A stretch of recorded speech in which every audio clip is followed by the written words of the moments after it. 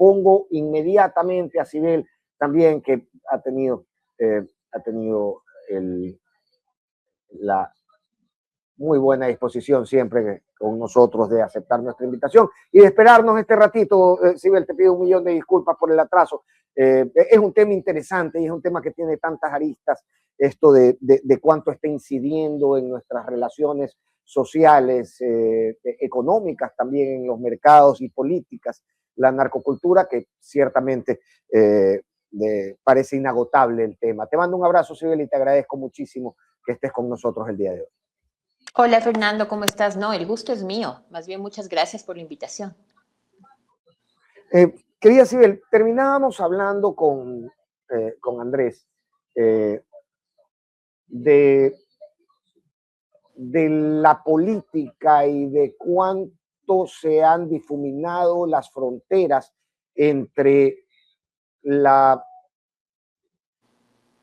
aspiracional del mundo criminal con el aspiracional del mundo político, Sibel. Y desde ahí hay varios planteamientos que hacerse, y esto lo digo en torno al asambleísta que ha estado en exposición en estos últimos días, pero en general por una realidad que está detrás de cualquier nombre, detrás de cualquier presencia. Es una realidad latente indistintamente del sujeto el que estemos analizando.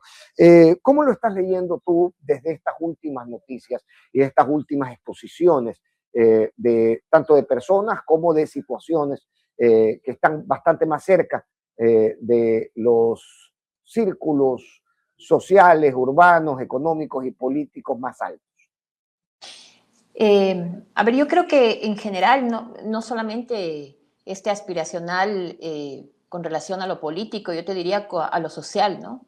En general, todos damos cabida de una u otra manera a esto, ¿no? Al lujo, al dinero rápido, y lo podemos evidenciar con hoy en el fin de semana, estas dos noticias que se dieron respecto al tema de qué tan involucradas están las mujeres, ¿no es cierto?, con relación al narcotráfico. Yo creo que una sociedad que puede convivir con el lujo del narco, ¿no es cierto?, sin hacerse ningún problema, en urbanizaciones, en sus canchas, como vimos, en fiestas, en redes sociales.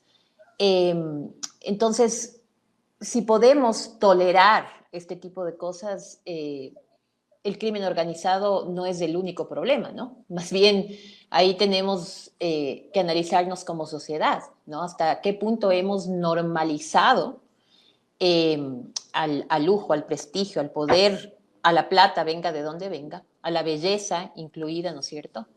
Sin ningún problema, no nos hacemos problema, no hacemos las preguntas correctas, toleramos este tema y vivimos el día a día como estamos viviendo como sociedad, ¿no?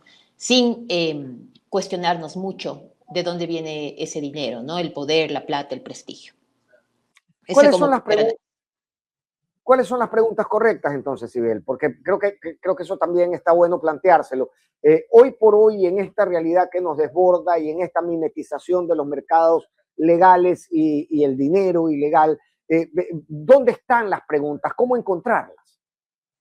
A ver, yo creo que las preguntas efectivamente son mucho más profundas que quedarnos en el linchamiento de influencers, ¿no es cierto? Llamadas de influencers, sean o no, porque ahí como hay que poner peso en algunas cosas o acento en algunas cosas. El que tú tengas una relación sentimental con alguien que está inmiscuido en el tema del tráfico de drogas o de economías ilícitas, no necesariamente te hace un criminal, ¿no? Creo que eso es importante. No podemos narrar este tipo de temas desde la estética, que es algo que hemos venido viendo durante estos días, ¿no es cierto? Porque la estética no justifica lo que está sucediendo, ¿no? Y dejamos de lado lo importante, que es la estructura criminal.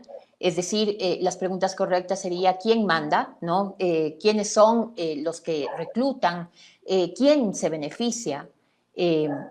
Respecto a estos temas, ¿no es cierto? ¿Quién está detrás de estas chicas que pueden llegar a ser la cara visible, ¿no? Pero no necesariamente incluso formar parte de esta cadena, ¿no? O de este rol dentro de una economía ilícita, no necesariamente.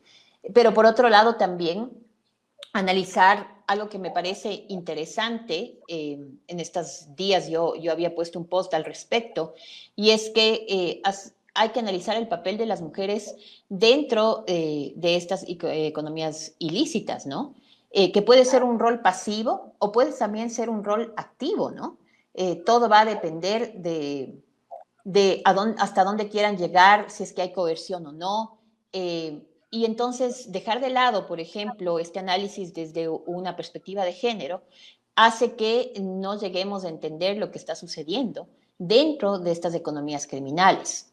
Y por eso es que nos damos el lujo entonces de dividir o llamar primero muñecas, ¿no? En general a las mujeres que están relacionadas con el crimen organizado, y dividirlas incluso, ¿no? De forma clasista entre Bratz o Barbies, como pasó este fin de semana, sin hacer un análisis mucho más profundo, que yo creo que tiene que ver con las jerarquías, el reclutamiento, como te digo, si hay coerción o no, cuáles son los roles de género que se replican en estas economías criminales, quién manda, quién lleva las armas, que por lo general esto suele estar masculinizado, ¿no es cierto? O sea, detrás de estas caras bonitas hay hombres, pues, ¿no? Hombres violentos, hombres con poder, corporaciones, te diría yo, incluso, ¿no es cierto?, masculinas, en donde se implanta una ley, hay recursos, hay deberes y derechos, casi como un Estado.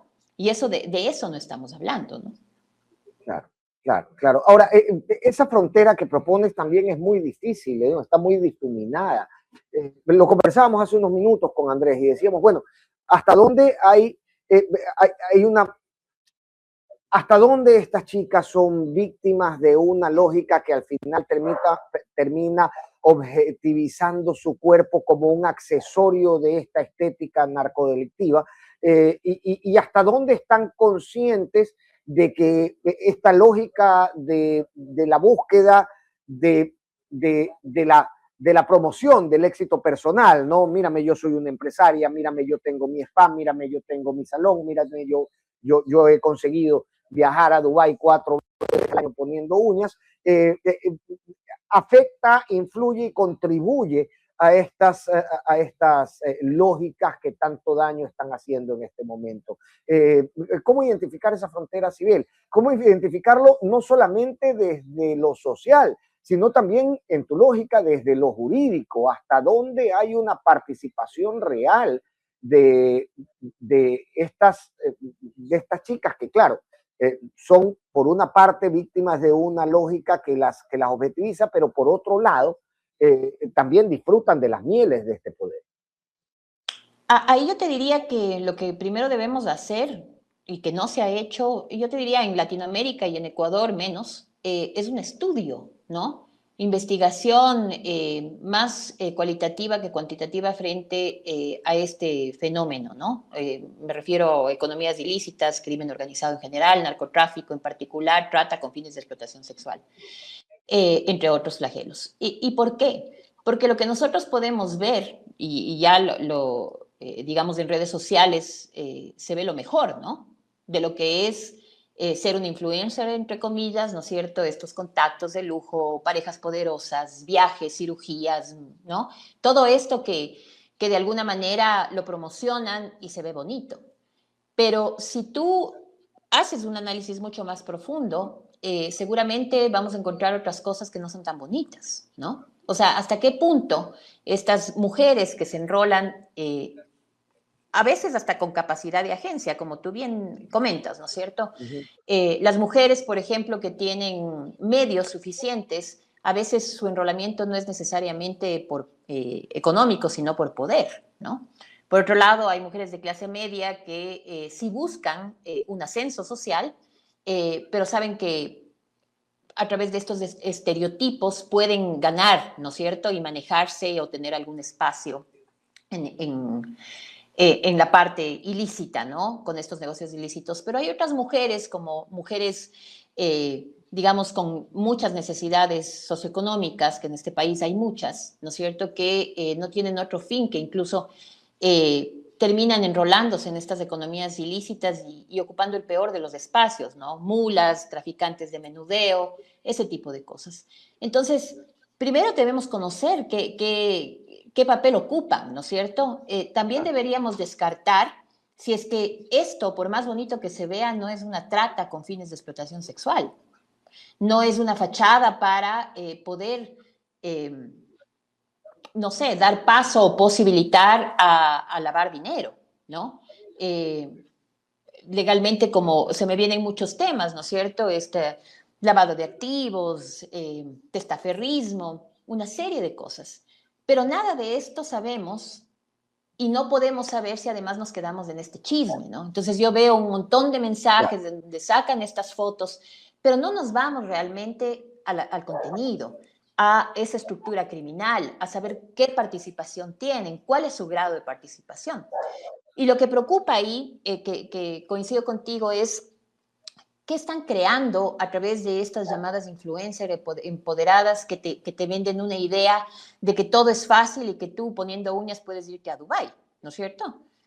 En las chicas, adultas jóvenes, adolescentes, que seguramente en un tema aspiracional ven en ellas la posibilidad de replicar, ¿no es cierto? O sea, hacer lo mismo, se inspiran en ellas, hacen lo mismo, pero no sabemos cuál es ese alto costo y qué hay detrás, que no es solamente poner uñas, ¿no es cierto? Todos este tipo de cosas no están siendo analizadas y creo que es importante como comenzar a tratar este tema, poner en la mesa del debate esto, ¿no? Muchas de nosotros, o muchos de nosotros en general en la sociedad, tendemos a ver a la participación de las mujeres dentro del crimen organizado como las mujeres son un apéndice de los varones, ¿no es cierto? Están subordinadas. Accesorio y propiedad. Sí, ¿no? Y no es tanto así. Es decir, puede ser así, pero si tú ves la participación, estos roles que pueden cumplir las mujeres dentro de estas economías ilícitas, son como un continuo. Es decir, pueden entrar, por ejemplo, por coerción, dependiendo de las habilidades, llegan a manejar temas logísticos como la contabilidad de estas empresas ilícitas y de repente tienen algo más de liderazgo, ¿no es cierto? Pero eso no quiere decir, y ese es un mensaje para la gente joven que nos está escuchando, que por tener ese liderazgo no siguen viviendo en riesgo. Porque si algo va de la mano con la economía criminal y esta distribución del trabajo, ¿no? En desigualdad, en estas desigualdades preexistentes que se replican en las economías criminales, es la violencia, pues. Y es una violencia además descarnada, ¿no? Brutal, porque muchas veces las mujeres somos utilizadas dentro de estas economías como botín de guerra, ¿no es cierto? En donde la violencia sexual es parte de este, ¿no es cierto?, de esta pedagogía de la crueldad, en donde el femicidio, que tenemos, en esto tenemos cifras, ¿no es cierto?, vemos cómo las mujeres son muertas, ¿no?, asesinadas con saña, ¿no?, para mandar un mensaje. Entonces, que la gente sepa que por más que parezca que vives un lifestyle, una vida de lujo, ¿no es cierto?, el costo es muy alto. Y eso no se ve en redes sociales, y eso no se ve cuando te narra el viaje, la influencer, o cuando estás tomándote una foto en un barco, ¿no es cierto? Y eso es muy, muy fuerte y es algo que tiene que ser analizado. Ahora, cuando vemos a la institucionalidad perseguir el fenómeno del narcotráfico, raramente vemos que se involucren en estas investigaciones a las parejas de los narcotraficantes. Conversaba yo con unos amigos hace unos días porque alguien envió a un chat una captura de la cuenta actual de TikTok de Mayra Salazar. Y la enviaba con un mensaje diciendo, la sacó gratis, tiene miles de seguidores, no participó activamente, gestionó para cosas espantosas que le hacen daño profundo a la sociedad y sin embargo está libre y sin embargo tiene presencia en redes. Esa garantía de impunidad o esa entendida garantía de impunidad ha venido acrecentando la presencia de mujeres en la actividad real vinculada al narcotráfico, sea esta económica o de otro tipo? No tenemos datos en ese sentido aquí. Yo no te podría decir un sí concluyente, pero se nota, ¿no? Se nota que así parecería ser. Porque en general, en comunidades en donde la criminalidad organizada tiene cierto nivel de aceptación social, ¿no? Y el dinero fácil, de alguna manera se constituye en un estilo de vida, ¿no es cierto? Que es lo que conversábamos hace un momento, que además es a lo que aspira la sociedad. Entonces, estos criterios o estas mujeres con criterios estéticos específicos, ¿no es cierto? Tienen mucha cabida, ¿no? Si a eso le sumas, como tú bien comentas, impunidad, ¿no? Entonces creas un terreno fértil para que esto se reproduzca. Es casi igual, y un poco haciendo el análisis de qué pasa con los niños, niñas y adolescentes reclutados por el narcotráfico, ¿no es cierto? Una de las razones por las cuales son reclutados es porque tienen un sistema distinto, ¿no? Lo cual está bien, y me refiero al sistema judicial, de tratamiento distinto porque son, de acuerdo a su desarrollo evolutivo, son niños, niñas y adolescentes, ¿no es cierto? Pero esto de alguna manera los hace apetecibles también, entre otros factores. Si sabes que no va a haber, digamos, hay una garantía de impunidad o que la sanción que va a recibir es menor, seguramente van a haber más adolescentes reclutados, como ahora podemos ver, en algún estudio se decía, el 60% de quienes conforman los GDOs son adolescentes. Lo mismo puede estar pasando en temas de género, ¿no es cierto? Si las mujeres están sirviendo de fachadas, se vuelven la cara visible, de ellas solo tratamos temas estéticos, no vamos a la profundidad y además no seguimos una pista o no hacemos una investigación pertinente para poder determinar si son solamente influencers o hay algo más detrás de todo esto. Esa es realmente la pregunta. Esta imagen de muñequita que no entiende mucho, ¿es deliberada para participar de un negocio o es producto de estas lógicas y estéticas que siguen invadiéndonos desde lo artístico, desde lo político, desde los mensajes, lo que fuera? Yo creo que estas representaciones estéticas y culturales de lo narco, ¿no es cierto?, que exaltan la forma, además de cómo se comporta el narcotraficante y que se combina además con estos estándares de belleza femenina, sin duda alguna han tenido mucha cabida aquí en el país, ¿no? La narcocultura, que creo que Andrés hablaba hace un momento de eso, ¿no es cierto?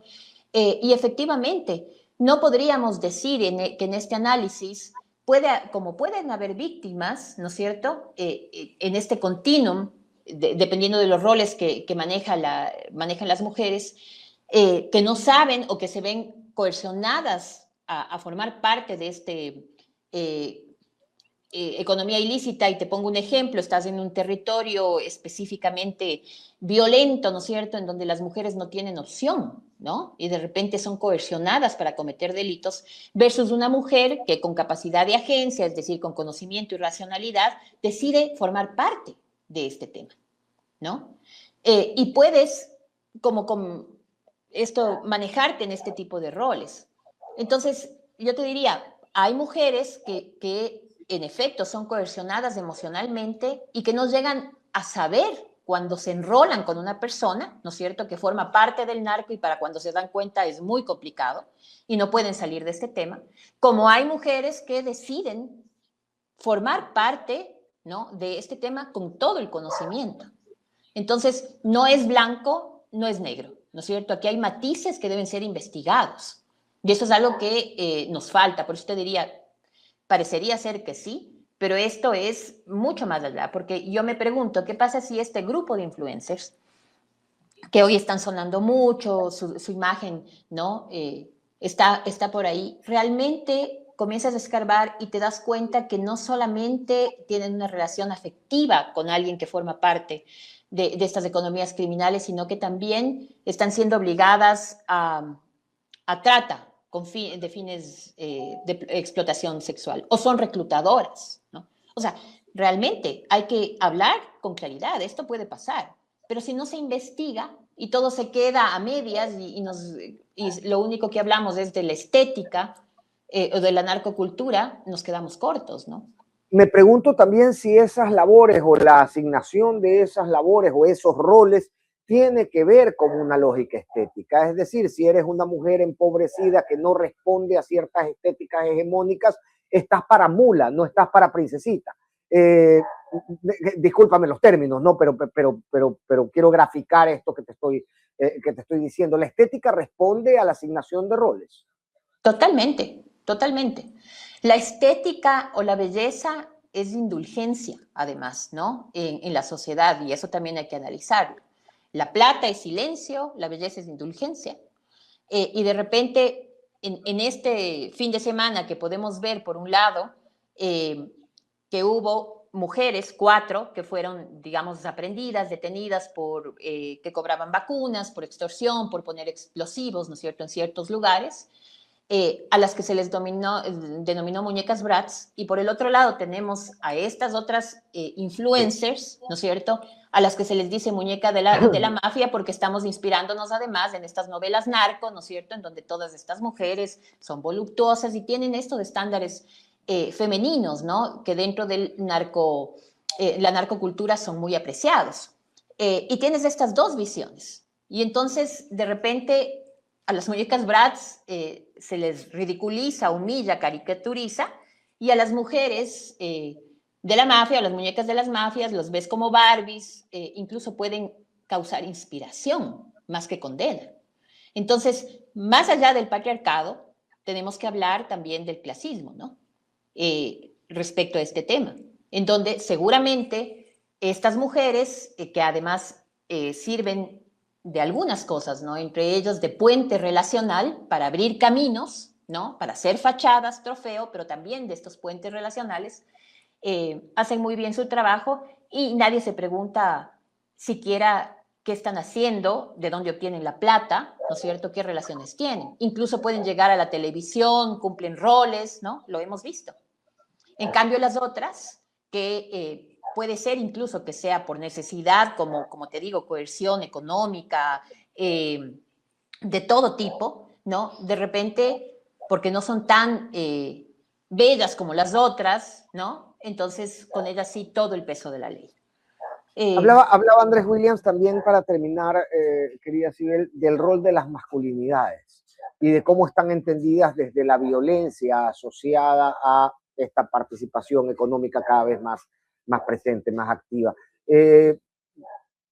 Me gustaría analizar contigo eso, me gustaría analizar contigo hasta dónde estos nuevos roles están incidiendo en las lógicas y en las dinámicas de relacionamiento, ya no en espacios que normalmente tenemos como los espacios naturales de las estructuras criminales, sino en los espacios cotidianos del día a día de la ciudadanía.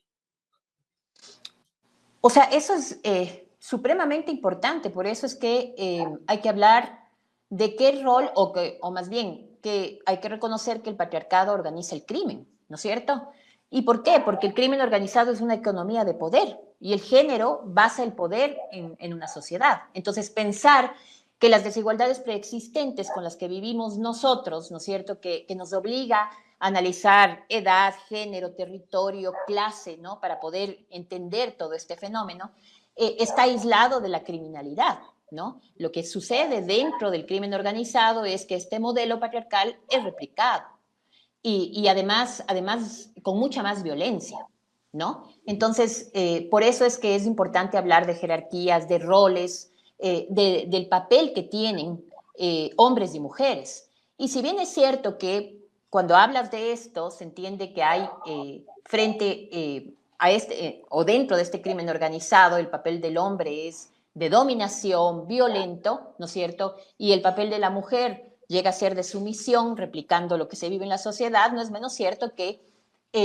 también hay desafíos, ¿no?, frente a esta distribución del trabajo criminal, en donde las mujeres pueden ocupar otros roles y finalmente desafían, ¿no es cierto?, este modelo.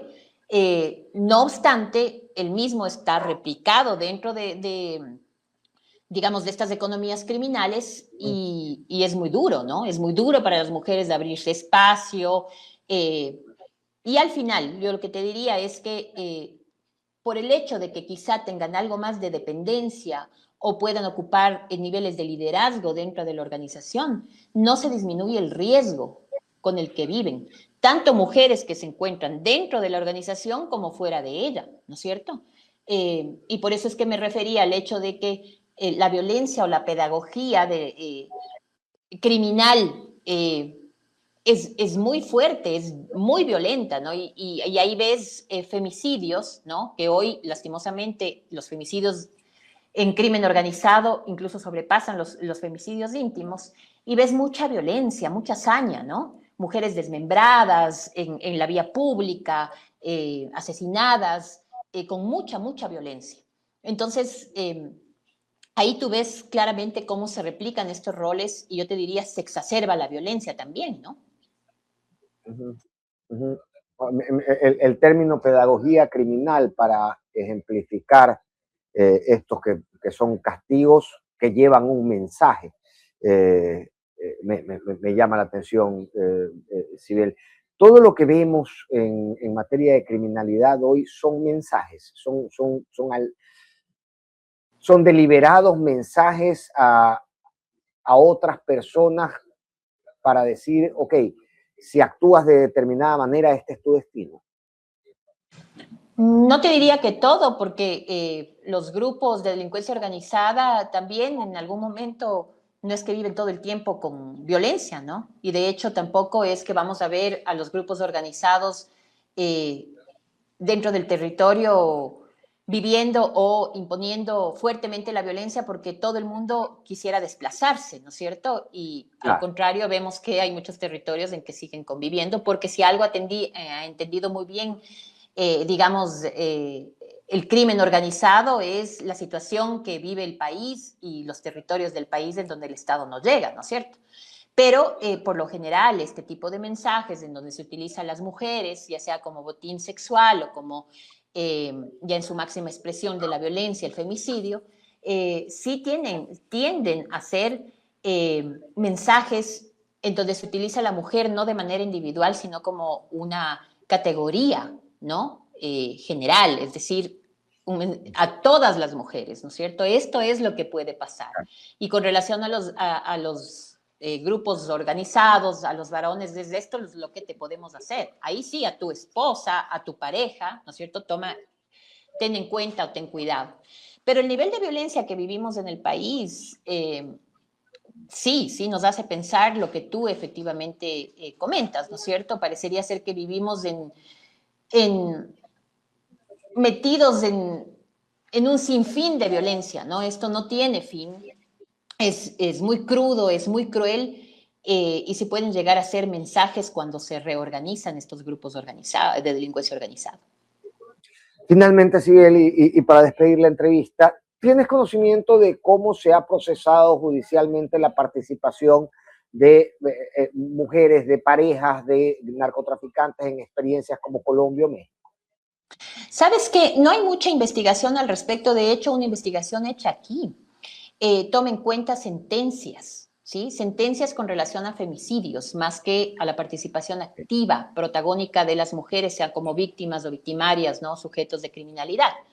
Y en esta investigación que se hace aquí de ONU Mujeres, si no estoy mal, lo que sí se nota no es precisamente este hilo conductor tan necesario, ¿no es cierto? ¿Qué grado de participación se tiene? Lo que se nota es que no existen elementos suficientes para que se haga una buena investigación penal que permita llegar a desmenuzar este tema. Entonces me explico. En un caso de un femicidio, y este informe lo dice, ¿no? No se llega a profundizar qué sucedió con la víctima porque no se tiene más elementos que el arma y el asesino, ¿no es cierto? El Claro. femicida, no más. Si es que habrían mucho más investigación, ¿no es cierto?, que tan necesaria aquí en el país. Seguramente conectas puntos y sabes que no se trata simplemente de un femicidio en la vía pública, que hay mucho más que desenmarañar ahí, ¿no? Pero eso no pasa, o sea, no hay estudios específicos en este tema con sentencias y con investigaciones tan necesarias, ¿no? Querida Sibel, qué importante es tu voz y qué bonito, cuánta satisfacción siento de poder conversar estos temas contigo, tratarlos un poquito más a profundidad de lo que el titular te deja. Así que te lo agradezco muchísimo. Siempre tu buena predisposición nos deja grandes momentos de conversación y mucho aprendizaje. Gracias. No, más bien a ti, muchas gracias. Gracias, Fernando. Te mando un gran abrazo y un feliz año porque recién nos vemos. Recién nos vemos, es verdad. Que tengas un gran año y muchas bendiciones para ti y para tu casa. Te mando un Muchas gigante gracias. abrazo, querida. Gracias, buenas tardes. Bien, Sibel Martínez nos acompañaba para analizar también desde una lógica, desde su lógica, la lógica de una abogada que además propone, o desde las causas feministas, cuál es el rol que están cumpliendo estas chicas llamadas muñecas de la mafia y cuáles son los peligros a los que se exponen nuestra sociedad, nuestras chicas, nuestras mujeres, nuestras adolescentes, pero también todos nosotros